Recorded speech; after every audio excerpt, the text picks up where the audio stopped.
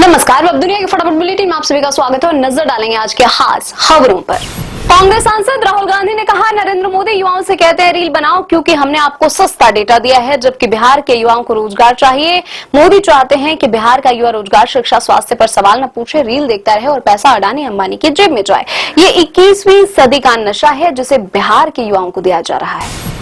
तृणमूल कांग्रेस के नेता अभिषेक बैनर्जी ने कहा, मैं लोगों से एसआईआर के चलते 7 बंगाली मतदाताओं की मौत के विरोध में दिल्ली में सड़कों पर उतरने का आह्वान करता हूं।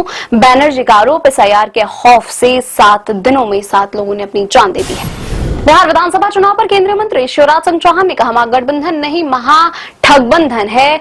इनके आधे लोग जेल में, आधे लोग बेल पर हैं। राहुल गांधी यहाँ आते हैं तो कभी मछली पकड़ते हैं, कभी जलेबी तलते हैं। ये लोग जान गए हैं कि अब तक की सबसे बड़ी पराजय महागठबंधन की होगी। तेजस्वी यादव हार के सामने देखकर कुछ भी घोषणाएं कर रहे हैं।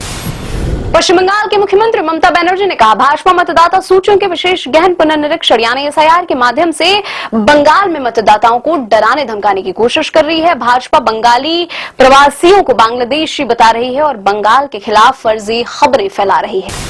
प्रधानमंत्री नरेंद्र मोदी ने विपक्षी महागठबंधन पर निशाना साधते हुए कहा, बिहार के मतदाताओं को राज्य के लोगों की भावनाओं का अपमान करने वालों को करारा जवाब देना चाहिए।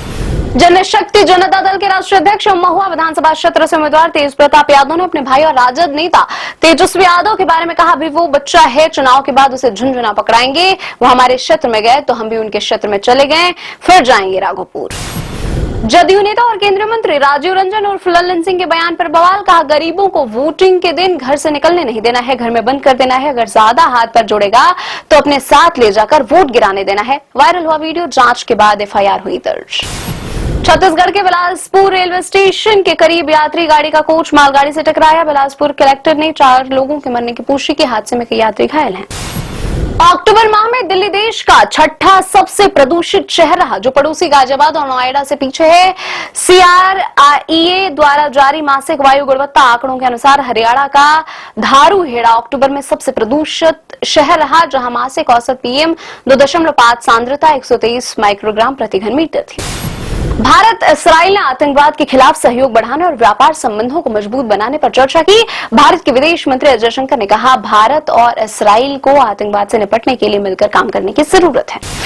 बिहार में पहले चरण की वोटिंग के लिए खत्म हुआ चुनाव प्रचार। 6 नवंबर को पहले चरण में 121 सीटों पर होगी वोटिंग। मोकामा, सिवान, रघुनाथपुर जैसी संवेदनशील सीटों पर भी होगी वोटिंग। 14 नवंबर को आएंगे नतीजे। बिहार में पहले चरण की वोटिंग से ठीक पहले तेजस्वी यादव ने चला बड़ा चुनावी दाव। कहा, सरकार बनते ही 14 जनवरी को महिलाओं के खाते में एक साथ भेजे जाएंगे 30,000 रुपए। किसानों को मुफ्त बिजली का भी ऐलान। पहले हर घर सरकारी नौकरी देने का कर चुके हैं ऐलान। बिहार में पहले चरण के चुनाव प्रचार के आखिरी दिन एनडीए और महागठबंधन ने जो की पूरी ताकत। पीएम मोदी, अमित शाह, योगी आदित्यनाथ सहित भाजपा के दिग्गजों की चुनावी रैली और रोड शो। पीएम मोदी ने महिलाओं से किया संवाद। राहुल गांधी का तंज, मोदी शाह के इशारे पर चलते हैं नीतीश कुमार। असम के मुख्यमंत्री हिमंता बिश्वा शर्मा ने कहा, जब मुझे बताया गया कि मुझे रघुनाथपुर आना है तो मेरे मन में आया कि वहां मुझे राम, सीता, लक्ष्मण सभी के दर्शन होंगे, लेकिन मुझे बताया गया कि राम, सीता, लक्ष्मण तो है लेकिन ओसामा भी है। चुनाव जीतने के बाद हमारे देश में जितने ओसामा बिन लादेन हैं सबको एक एक करके खत्म करना है। हमारा देश भगवान राम, भगवान कृष्ण, माता सीता का देश है। ये देश कभी ओसामा बिन लादेन का नहीं हो सकता है।